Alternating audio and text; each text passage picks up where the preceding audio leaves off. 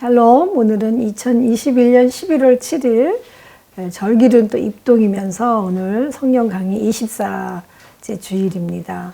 오늘 말씀 본문은 마가복음 12장 38절에서 44절 말씀을 가지고 주님과 함께 은혜를 나누도록 하겠습니다. 오늘 말씀을 먼저 봉독해 올립니다. 예수께서 가르치실 때에 이르시되 긴 옷을 입고 다니는 것과 시장에서 문안 받는 것과 회당의 높은 자리와 잔치의 윗자리를 원하는 서기관들을 삼가라. 그들은 과부의 가산을 삼키며 외식으로 길게 기도하는 자니 그 받는 판결이 더욱 중하리라 하시니라. 예수께서 헌금함을 대하여 앉으사 무리가 어떻게 헌금함에 돈 넣는가를 보실세 여러 부자는 많이 넣는데 한 가난한 과부는 와서 두 렙돈 곧 한 고두란트를 넣는지라. 예수께서 제자들을 불러다가 이르시되 내가 진실로 너희에게 이르노니 이 가난한 과부는 헌금함에 넣는 모든 사람보다 많이 넣었도다. 그들은 다 그 풍족한 중에서 넣었거니와 이 과부는 그 가난한 중에서 자기의 모든 소유 곧 생활비 전부를 넣었느니라 하시니라. 아멘. 오늘 말씀 제목은 그대여 삶의 무게 앞에서라는 말씀으로 하나님께서 은혜를 허락하셨습니다. 여러분 버킷리스트라는 말을 많이 들어보셨죠? 원래 버킷리스트라는 것은 생각보다 좀 무거운 단어입니다만 요즘은 죽기 전에 꼭 하고 싶은 일들의 목록을 가리키는 단어로 많이 유용되고 있습니다. 특별히 우리가 코로나로 감염병으로 인해서 약 2년여간 지내다 보니까 누구나 한 번쯤은 꼭 그런 것이 아니라 자기 자신만의 버킷리스트를 모두 생각하고 있는 것 같습니다. 그런데 이 리스트를 정할 때에 만약 여러분이라면 어떻게 결정하셨겠습니까? 저는 각자의 나름대로 생각이 있겠지만 최고의 가치가 있는 소원부터 시작할 것이라고 봤습니다. 그러면 이 가치에 대한 규정이 사람마다 주관적이기 때문에 어떤 사람은 소유에 관해서, 어떤 사람은 사람과의 관계, 또 어렸을 때 가장 하고 싶었던 것들의 성취, 이런 수많은 목록들을 다양하게 각자의 역량과 그런 가치에 따라 나타날 것으로 보입니다. 오늘 본문에 등장하는 두 부류의 사람들은 그 당시 주님을 따라다녔던 유대 백성들 중 당시 유대 사회에서 너무나 상반되는 지위를 가지고 있던 사람들입니다. 그들은 서기관들과 바리새인 그리고 가난한 과부 이 두 부류로 전자는 존경과 관심을 받았고 후자는 멸시를 받음으로 상반된 사회 속에서 살아왔음을 볼 수가 있습니다. 그렇다면 주님께서 보시는 이 두 부류의 사람들이 갖고 있는 그 유무에 따라 하나님 나라에서 그 평가 기준이 어떠한지 여러분 궁금하지 않으십니까? 오늘 본문에서 보여준 이 사역은 주님께서 마지막으로 성전에서 행하신 일이며 대중들을 대상으로 가르쳐 주신 마지막 사역이라고 볼 수 있습니다. 주님께서는 이제 당신의 삶이 얼마 남지 않음을 다 알고 계시는 상황입니다. 그러므로 마지막으로 보여주는 주님의 가르침 속에는 삶을 살아갈 수 있는 그 기준과 가치를 알려주고 계심을 볼 수가 있습니다. 서기관들, 즉 종교 지도자들은 먼저 믿었음에도 불구하고 더 많이 가지려는 소유를 선택했습니다. 그래서 그들은 많이 소유한 지도자라는 이름으로 존경을 받고자 했습니다.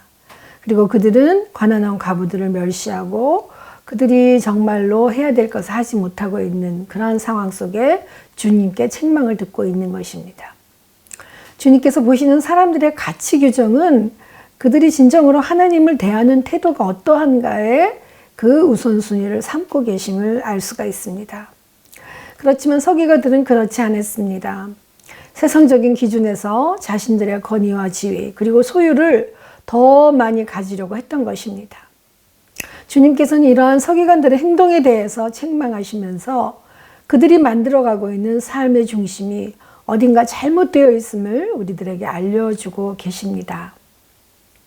히브리서 9장 28절에 보시면 이와 같이 그리스도도 많은 사람의 죄를 담당하시려고 단번에 들이신 바가 되었고 구원에 이르게 하기 위하여 죄와 상관없이 자기를 바라는 자들에게 두 번째 나타내시니라. 아멘. 이렇게 정말로 구원의 핵심을 알려주실 수 있는 분은 오직 주님뿐이십니다.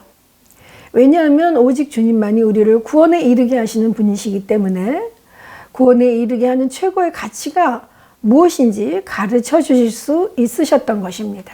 38절, 39절을 같이 봉독해 올리겠습니다. 예수께서 가르치실 때에 이르시되 긴 옷을 입고 다니는 것과 시장에서 문안 받는 것과 회당의 높은 자리와 잔치의 윗자리를 원하는 서기관들을 삼가라. 아멘. 주님께서 가르쳐 주셨던 그 사역의 장소는 성전 뜰이셨습니다. 지금까지는 바리새인과 서기관들의 잘못된 가르침을 중심으로 아니라고 이렇게 말씀해 주셨지만 본문에서는 그들의 그랬던 행동을 그렇게 하면 안 된다라고 가르치고 계십니다. 그리고 서기관들이 자신들의 경건을 나타내기 위한 그들의 외식을 지적하신 것입니다. 그들은 흰 세마포 두루마기를 입고 화려한 옷을 달고 다녔습니다. 그리고 팔과 이마에 성꿀을 넣은 경문을 달고 다니면서 자신들의 경건함을 보여주고 과시했습니다. 주님께서 보시기에 그들의 마음에는 악독이 가득했으며 경건의 능력이 없었기 때문에 그들은 질책을 받은 것입니다. 그들이 정말 거닐고 다녔던 그 시장은 단순히 상업만 이루어지는 그런 장소를 말하는 것이 아닙니다. 당시 시장은 많은 사람들이 모이는 공간으로서 정치와 종교에 대해서 논의를 하는 대중 집회의 장소이기도 했다고 합니다.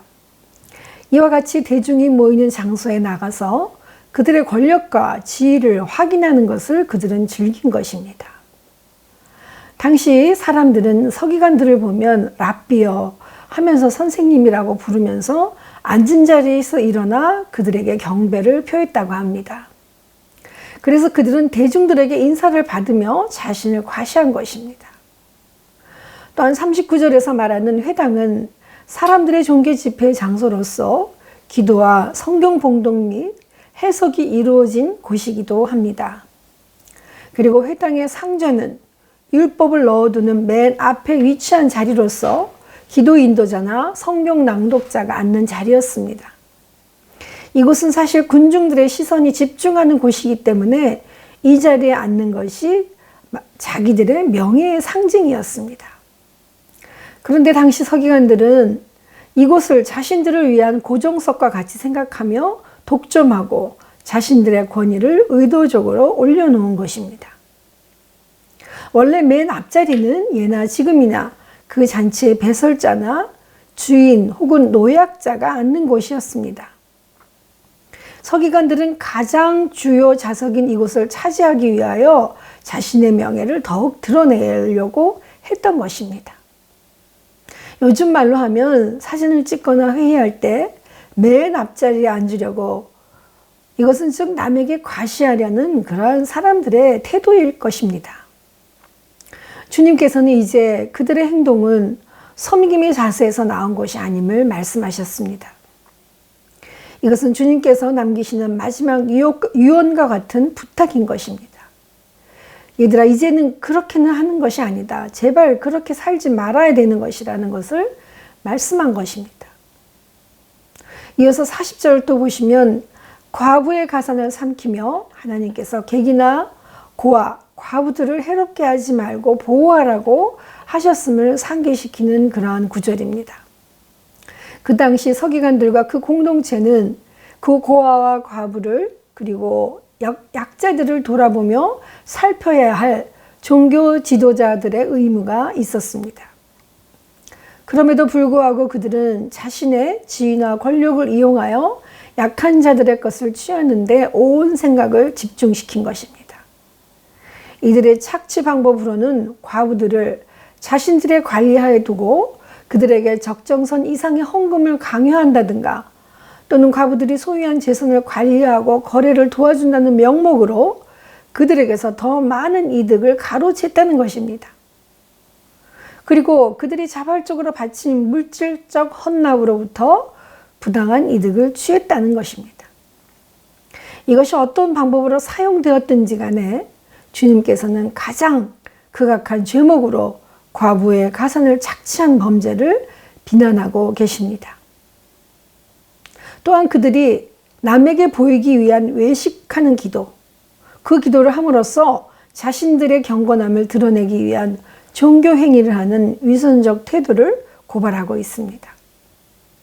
그들의 삶에 대한 가치 추구는 종교 지도자들의 자리를 이용한 외식과 부당이득, 그리고 거짓 행위, 착취를 일삼는 것이었습니다. 40절의 마지막 부분을 메시지 성경에서는 이렇게 말합니다. 그들은 그 값을 치르게 될 것이라고 이렇게 말합니다. 즉, 종교 행위를 악행의 은폐수단으로 사용하는 자는 타인에게 이중적인 범죄를 하는 것임과 동시에 하나님의 이익 추구를 수단하는 것으로 삼았기 때문에 더 큰 벌을 받을 수밖에 없다는 것입니다.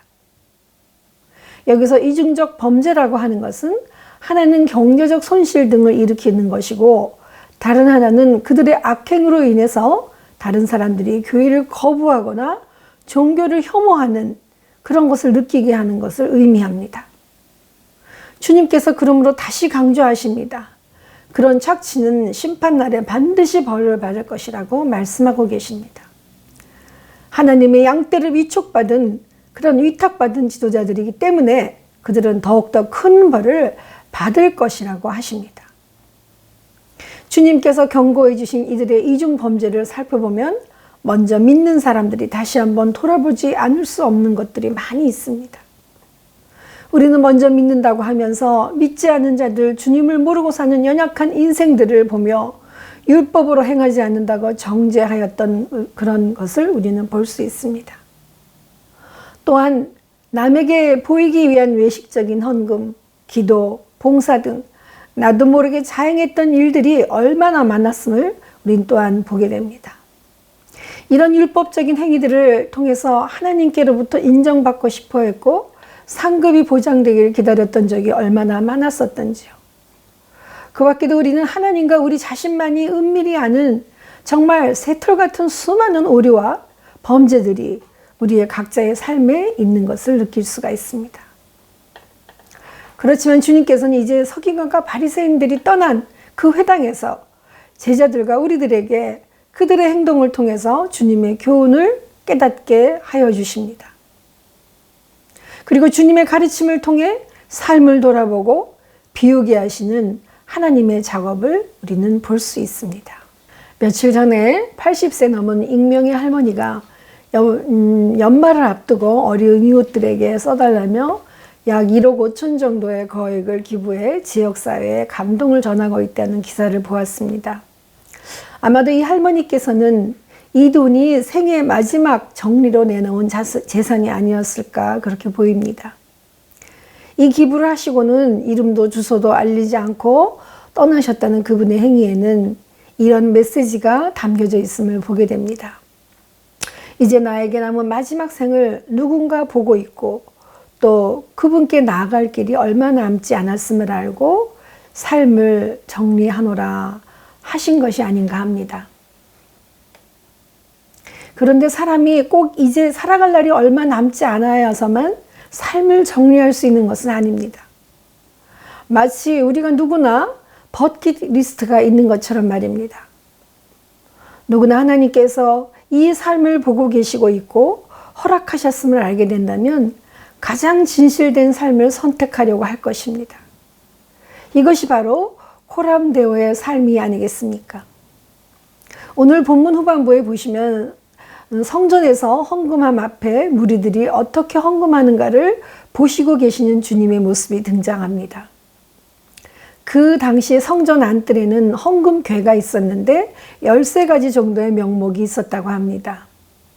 그래서 헌금을 얼마 넣는지 볼 수가 있었던 것입니다. 주님께서는 부자가 헌금을 더 많이 넣었으나 가난한 과부는 2렙돈, 약 1,000원이 되지 않습니다. 그것을 넣었다고 말씀하고 계십니다. 44절에 보시면 그들은 그 풍족한 중에 넣었거니와 이 과부는 그 가난한 중에서 자기의 모든 소유, 곧 생활비 전부를 넣었느니라고 말하고 있습니다. 과부의 헌금이 부자의 헌금보다 많다고 표현될 수 있는지에 대한 이유가 나타나고 있습니다. 그것은 부자는 여유가 있는 중에서 일부만을 헌금으로 바친 반면에 과부는 생활비 전부를 헌금으로 바쳤다고 하셨습니다. 그리고 이 생활비란 하루하루의 생계를 그날 노동한 대가로 지속하며 비축이 전혀 없는 최저 생계비를 말하고 있는 것입니다. 어쩌면 최저 생활비도 안 되는 1,000원을 가지고 무엇을 할 수가 있었겠습니까? 그렇다면 이 여인은 그녀의 생계를 유지시키려는 아주 귀한 돈, 그것조차 생명조차 바쳤다는 것을 의미하고 있습니다.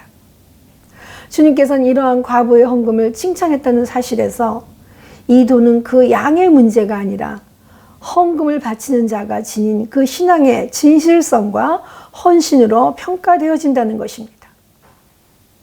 또한 절대 양이 많고 적음이 아니라 그것을 소유하고 있는 그 삶의 무게가 어떠한 것이 더 중요한 문제임을 보게 되는 것입니다. 즉 생존의 기본적인 것까지 아낌없이 바치는 마음으로 그야말로 하나님에 대한 이 완전한 헌신이 보이게 되는 것입니다. 예전에 제가 일반 교회에서 사역을 할 때 골목길 쪽방에서 사시던 어르신이 가끔 교회에 나오시던 기억이 있습니다. 그 권사님은 주간에 일하러 다니시느라 신방도 받지 못하셨고 주일날 예배도 잘 나오지 못하셨습니다. 꼭 금요일 밤 철야 기도에 등에 짐을 지고 오셨습니다. 그럼에도 늘 헌금을 하셨던 기억이 있습니다. 어느 날 서로 짝기도 하는 시간이 있어 권사님을 뵈려고 곁으로 갔습니다. 그랬더니 오지 말라고 하시는 것입니다. 왜냐하면 쓰레기 줍다가 오셨기 때문에 냄새가 너무 난다는 것입니다. 그래서 권사님 손을 꼭 잡고 기도를 시작했는데 그 굵은 손마디에 거칠은 손바닥은 남자 손과 같았습니다. 그런데 그 작은 체구에서 폭포수가 쏟아지듯 방언 기도가 쏟아져 나오면서 제 손을 잡고 펑펑 뛰며 울며 기도를 하시는 것이었습니다. 얼마나 뜨겁고 감동의 시간을 가졌는지 모릅니다. 그날 밤이 아마 마지막 기도를 불태웠던 시간이 아니었는가 싶습니다. 권사님은 자신의 생애 전부를 그날 하나님 앞에 드렸던 것 같습니다. 그 기도의 시간을 마지막으로 얼마 안 있어 권사님은 아프셨고 홀로 사는 아들 댁으로 가셨다고 들었습니다. 그리고는 바로 돌아가셨다는 소식을 듣고 장례를 집례하게 됐습니다. 권사님의 고향 땅으로 운구를 모시고 산으로 올라갔습니다. 가족도 없이 홀로 사는 그 아들뿐인 그래서 교인들 몇 명과 같이 마지막을 보내드렸는데 그 추운 겨울날 땅도 얼고 바람도 매서웠는데 선산은 양지 바르고 너무나도 따뜻했습니다. 그리고 땅을 파는데 바위도 없고 부드러운 흙이 나와서 모두가 고생하지 않고 권사님을 따뜻하게 하늘나라로 보내드렸던 기억이 있습니다. 우리가 하나님 앞에서 살아가는 코람데오의 삶은 어떤 것일까요? 시편 127편 1절에 여호와께서 집을 세우지 아니하시면 세우는 자의 수고가 헛되며 여호와께서 성을 지키지 아니하시면 파수꾼의 경성함이 헛되도다라고 하셨습니다. 지켜주시는 하나님을 따르고 나아가는 삶이 바로 코람데오의 삶이 아니겠습니까? 기도문을 같이 묵상하겠습니다. 오 하나님, 하나님의 사랑에 치유하는 은혜로 저를 변화시켜 주셔서 제가 세상을 변화시키는 데 있어 제 역할을 다할 수 있게 도와주옵소서. 세상을 고통과 사망과 부패의 장소에서 무한한 빛과 기쁨과 사랑의 장소로 바꾸게 하여 주옵소서. 제가 주의 성령께 순종함으로 제 삶이 살아있는 기도가 되고 주님의 변함없는 임재의 증거가 되게 하옵소서. 아멘. 기도하시겠습니다. 사랑의 하나님, 우리가 이제 금년도 2달여를 앞두고 하나님 이제 위드 코로나 시대로 전환하며 대면 예배로 또 비영상 예배로 드릴 수 있도록 하나님 하늘의 문을 여시고 이 시간 주님 함께하여 주셔서 생명의 말씀 허락하심을 감사합니다. 그러나 우리는 우리의 삶의 자리라는 우리의 무게가 이 앞에 있습니다. 그러나 이 삶의 무게가 하나님 앞에 선 삶이며 하나님께서 우리를 하나님 앞에 살아가는 삶으로 주님 거울처럼 보게 하심을 감사히 여기며 주 앞에 달려 나올 수 있도록 허락하심을 감사합니다. 하나님, 저희들에게 각자에게 맡겨주신 그 귀한 달란트만큼 또 그 귀한 우리의 아버지 하나님 인생의 하나님의 무게만큼 하나님과 동행하며 묵묵히 묵직하게 주님 살아낼 수 있도록 살아나갈 수 있도록 하나님 도우시고 그 안에서 하시는 하나님의 그 크신 작업과 치유와 회복과 사랑의 역사가 은혜가 넘치는 귀한 저희들 될 수 있도록 도와주시옵소서. 감사드렸고 예수님의 이름으로 기도드리옵나이다. 아멘.